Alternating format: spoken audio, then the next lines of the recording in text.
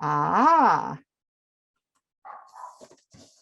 I think Susan asking, but how can I do that when everybody else is so mean to me? Wow, what a good question, Susie. Susan, sorry. Everybody is so mean to you. And so everybody is so mean to her, but how can she do what? How can she have self-respect, I think, is a question when everybody else is so mean to her. Well, it sounds to me like she is giving the power to other people to determine whether she has self-respect or not. I think what happens is just to reverse it and have do you want to have self-respect? Start there and say, I do, and I have self-respect. I will not allow others, or whatever they think or say, to take that away from me. That is my power. I love me. I have self-respect. Now, maybe that sounds very simplistic. Oh yeah, I would keep saying that.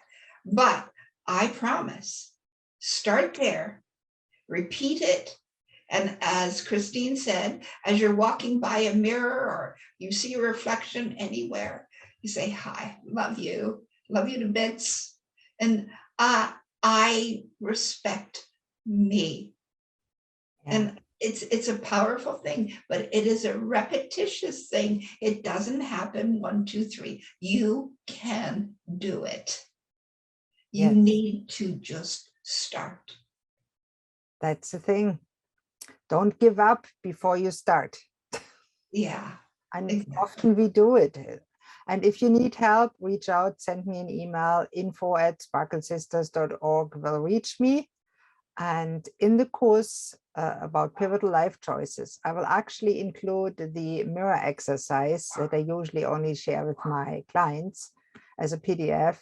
And of course, you always have the options to book a session with me and learn it from somebody that went through the shit and let it go, right? Yeah. That's what we all have to do. And then it stops thinking, doesn't it? And becomes fertilizer. But out of the fertilizer, the plants grow. A lot of bullshit makes great fertilizer. So with that, thank you very much for being here. And I hope we see you in about 2 weeks to the next event. If you want to make sure you get the events, please join our Sparkle Sisters community. And for Bob, please go and send me an email and I'll make sure I notify you, because I don't want to discriminate against men. I love men too. There's very empathetic and sensitive men, and many men have been hurt deeply. So thank you very much again. And I think we love you all. Bye-bye.